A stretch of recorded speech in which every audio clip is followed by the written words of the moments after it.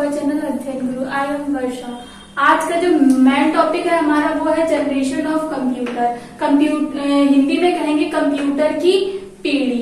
जब computer word आता है ना तो दिमाग में आता है चलो लैपटॉप बैग में डालो और चल दिए, जहां मन कर रहा है उसको लैपटॉप को कैरी करके हम जा रहे हैं अपने बैग में डालकर। लेकिन पहले ऐसा नहीं था। पहले का जो कंप्यूटर था ना उसका साइज काफी बड़ा होता था, उसको हम मन चाहे जहां चाहे वहां नहीं ले जा सकते थे। उसका जो पहले के कंप्यूटर का साइज था ना वो एक रूम के बराबर था। जो हमारा रूम होता है ना इतना बड़ा कंप्यूटर होता था पहले। तो जैसे जैसे जनरेशन बढ़ती गई वैसे वैसे कंप्यूटर का साइज स्मॉल होता गया। पहले बहुत बड़ा था, फिर थोड़ा छोटा छोटा छोटा, अब इतना स्मॉल हो गया अब हम बैग में डाल के उसको कहीं भी जा सकते हैं। अब बात आती है जनरेशन ऑफ कंप्यूटर्स की। ज्यादा इसके बारे में नहीं, इसके मेन टॉपिक पे ही आते हैं सीधे।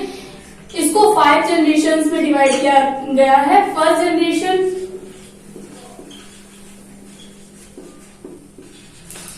Second generation,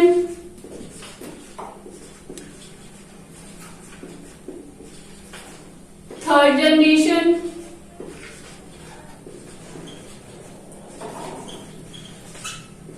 fourth generation,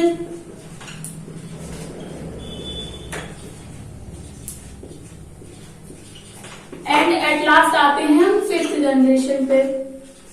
5th generation को अगर हम हिंदी में कहते हैं पीढ़ी।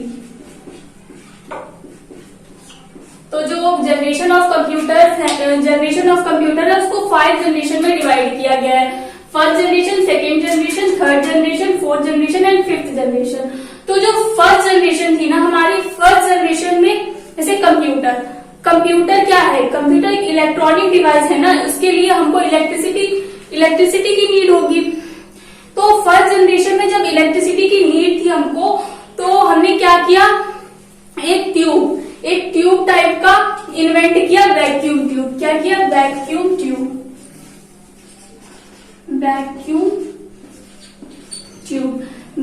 ट्यूब एक बल्ब के जैसा, बल्ब होता है ना हमारा, बल्ब का शेप होता है वैसा ही था।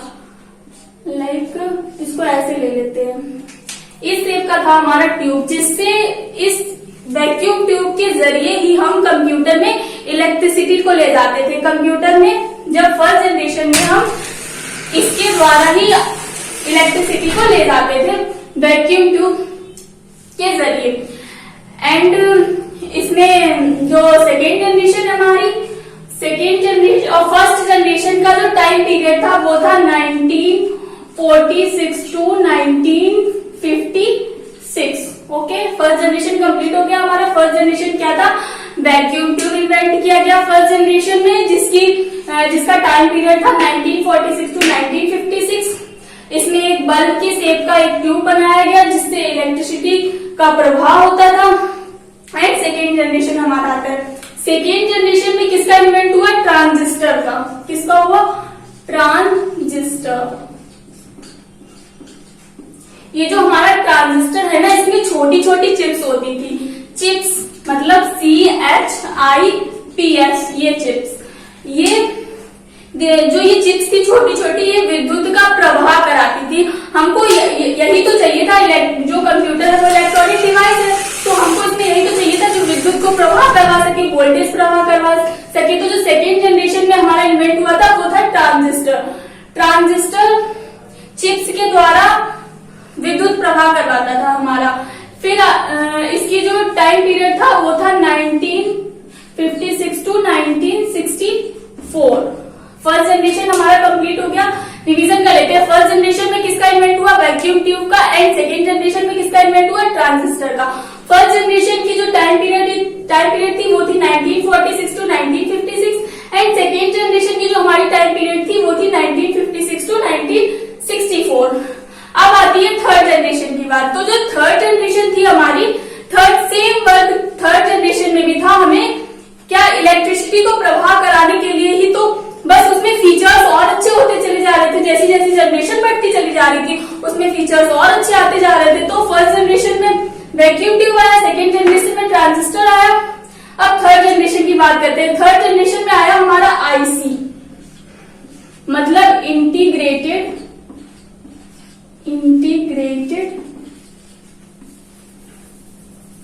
इंटीग्रेटेड सर्किट, ये आया हमारा थर्ड जनरेशन में। आईसी यानी आईसी का फुल फॉर्म होता है इंटीग्रेटेड सर्किट। इंटीग्रेटेड सर्किट का सेम प्रोसेस वही था। विद्युत को प्रवाह कराने के लिए हमको ये इंटीग्रेटेड सर्किट को हमने इन्वेंट किया थर्ड जनरेशन में। फर्स्ट कंप्लीट हो गई, सेकेंड कंप्लीट हो गई, थर्ड कंप्लीट हो गई। थर्ड का जो टाइम पीरियड था वो था, तो फर्स्ट जनरेशन हमारा कंप्लीट हो गया था। फर्स्ट जनरेशन में इन्वेंट हुआ था वैक्यूम ट्यूब, सेकेंड जनरेशन में इन्वेंट हुआ था ट्रांजिस्टर, थर्ड जनरेशन में इन्वेंट हुआ था आईसी इंटीग्रेटेड सर्किट। इसकी जो टाइम पीरियड थी वो थी 1965 टू 1971। अब इससे एक क्वेश्चन और बनता है इंटीग्रेटेड सर्किट से। इंटीग्रेटेड सर्किट किस मटेरियल से बना हुआ है? ये काफी एग्जाम्स में पूछा जाता है। जो इंटीग्रेटेड सर्किट है वो किस मटेरियल से बना हुआ है? तो आपको ये याद रखना है, ये बना है सिलिकॉन से। इसमें भी छोटी छोटी चिप्स होती है जो विद्युत को प्रवाह कराती है, वोल्टेज को प्रवाह कराती है। प्रोसेस सेम वही है, बस फीचर्स चेंज होते गए। जैसे जैसे जनरेशन बढ़ती गई वैसे वैसे फीचर्स हमारे चेंज होते गए। First generation complete, second generation complete, third generation complete. अब आते हैं हम फोर्थ जनरेशन में। फोर्थ जनरेशन में जो इन्वेंट किया गया वो था माइक्रो प्रोसेसर।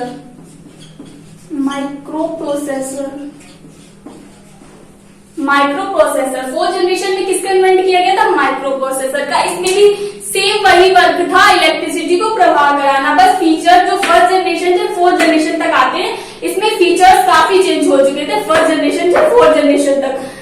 जो फोर्थ जनरेशन थी उसमें इन्वेंट हुआ माइक्रो प्रोसेसर और इसका टाइम पीरियड था हमारा 1970। तो फोर्थ जनरेशन में क्या इन्वेंट हुआ था? Micro processor. इसका जो टाइम पीरियड था वो था 1971 टू 1985। रिवीजन कर लेते हैं फर्स्ट से। फर्स्ट जनरेशन में क्या हुआ? वैक्यूम ट्यूब इन्वेंट हुआ, सेकेंड जनरेशन में ट्रांजिस्टर, थर्ड में आईसी यानी इंटीग्रेटेड सर्किट और फोर्थ में हमारा माइक्रो प्रोसेसर। माइक्रो प्रोसेसर जो था, एक क्वेश्चन और बनता है इससे माइक्रो प्रोसेसर से। अगर आपसे ये पूछा जाता है फर्स्ट माइक्रो प्रोसेसर कौन सा था, तो जो माइक्रो प्रोसेसर इन्वेंट किया था वो किया था इंटेल कंपनी ने। इसने किया था इंटेल ने। और जो हमारा फर्स्ट माइक्रो प्रोसेसर था वो था इंटेल 4004। ये आप नोट कर लीजिएगा, ये क्वेश्चन बहुत इंपॉर्टेंट है। फर्स्ट माइक्रो प्रोसेसर जो था वो था इंटेल 4004। अब आते हैं हम फिफ्थ जनरेशन पे। जो फिफ्थ जनरेशन है वो 1986 टू प्रेजेंट।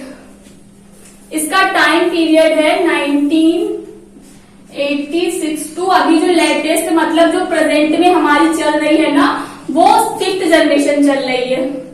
और इसमें जो इन्वेंट हुआ था फिफ्थ जनरेशन में वो था ULSI।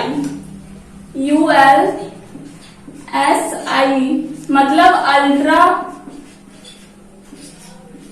Large scale integrated circuit. Okay, जो फिफ्थ जनरेशन में हुआ था ना वो हुआ था ULSI, मतलब ultra large scale integrated circuit. इसमें भी चिप्स होती हैं जो विद्युत को प्रवाह कराती हैं। और एक और इसमें हुआ था आर्टिफिशियल इंटेलिजेंस। ये फुल फॉर्म भी काफी पूछा जाता है। AI का फुल फॉर्म क्या है? तो AI का फुल फॉर्म हमको याद रखना है आर्टिफिशियल इंटेलिजेंस। ये भी इंपॉर्टेंट है। AI का फुल फॉर्म बहुत एग्जाम में पूछा जाता है, आर्टिफिशियल इंटेलिजेंस। जो फिफ्थ जनरेशन थी हमारी, इसमें काफी वर्क किया गया। जो हमारी ह्यूमन बीइंग की सोचने समझने की शक्ति है ना, वो फिफ्थ जनरेशन जब ULSI आया ना, तो इसमें भी सेम शक्ति है जो वो सोच समझ के वर्क कर सकता है। जो ULSI है उसमें सोचने समझने की भी शक्ति है। फिफ्थ जनरेशन में ultra large scale integrated circuit और आर्टिफिशियल इंटेलिजेंस, इसमें जो ह्यूमन बीइंग है हमारी, उस सोचने समझने की शक्ति सेम इसमें भी है फिफ्थ जनरेशन में। और इसका टाइम पीरियड है 1986 टू जो अभी प्रेजेंट में चल रहा है हमारा। फिर से इसको रिवीजन कर लेते हैं। फर्स्ट जनरेशन में क्या इन्वेंट किया गया था? Vacuum tube. और सेकेंड जनरेशन में क्या इन्वेंट किया गया था? ट्रांजिस्टर। और थर्ड जनरेशन में क्या इन्वेंट किया गया था, आईसी इंटीग्रेटेड सर्किट, और फोर्थ जनरेशन में micro processor, and at last fifth generation में ULSI and artificial intelligence. Time period भी लर्न कर लीजिए। टाइम पीरियड में जो फर्स्ट जनरेशन की थी वो थी 1946 टू 1956, एंड सेकेंड जनरेशन की थी वो थी 1956 टू 1964, एंड थर्ड जनरेशन की थी वो थी 1965 टू 1971, और फोर्थ जनरेशन की 1971 टू 1985। फिफ्थ जनरेशन यानी कि जो अभी चल रही है हमारी फिफ्थ जनरेशन 1986 टू प्रेजेंट। अब हमारी जो जनरेशन है, तो जनरेशन ऑफ कंप्यूटर पूरी फिफ्थ जनरेशन कंप्लीट हो चुकी है। इसको लर्न करने के लिए मैं आपको ट्रिक बताती हूँ।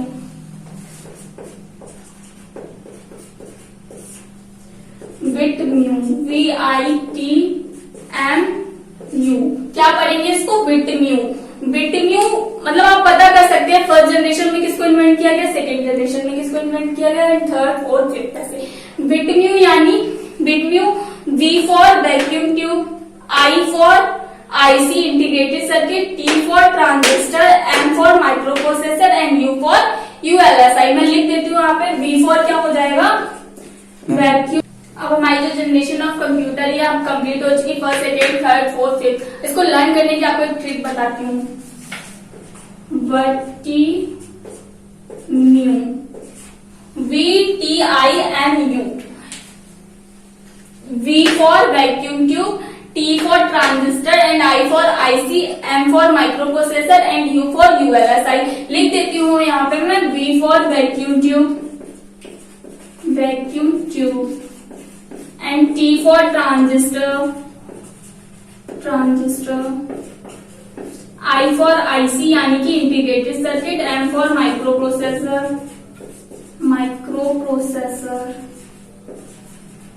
और U for ULSI यानी कि ultra large scale integrated circuit.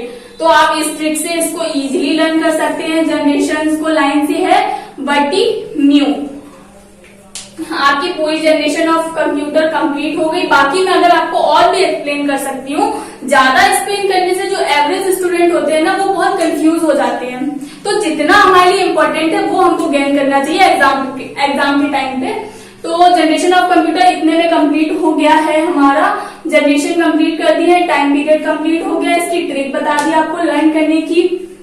और अगर आपको जनरेशन ऑफ कंप्यूटर में और भी एक्सप्लेनेशन चाहिए तो आप हमको कमेंट बॉक्स में बता सकते हैं।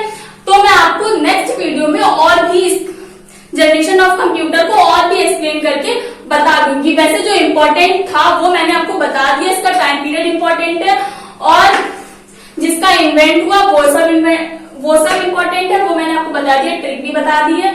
ये सब लर्न कर लीजिएगा। बस इतने में से ही आपका पूरा एग्जाम कंप्लीट हो जाएगा अगर आपने इतना तैयार कर लिया है। और एक क्वेश्चन एट लास्ट मैं आपसे पूछना चाहूंगी, यूएलएसआई का फुल फॉर्म जो मैंने अपनी वीडियो में कई बार बताया, अगर आपने अच्छे से पढ़ा है ना तो आपको पता होगा यूएलएसआई का फुल फॉर्म। आप कमेंट बॉक्स में जरूर बताइएगा, मैं चेक करूंगी किस बच्चे ने पढ़ा है और किसने नहीं पढ़ा है। अगर आपको समझ में आया है हमारा पूरा वीडियो तो इसको लाइक करिएगा। अगर आपने अभी तक हमारा चैनल सब्सक्राइब नहीं किया है तो वो भी सब्सक्राइब करिएगा, शेयर करिएगा। And thanks for watching our video. Thank you so much.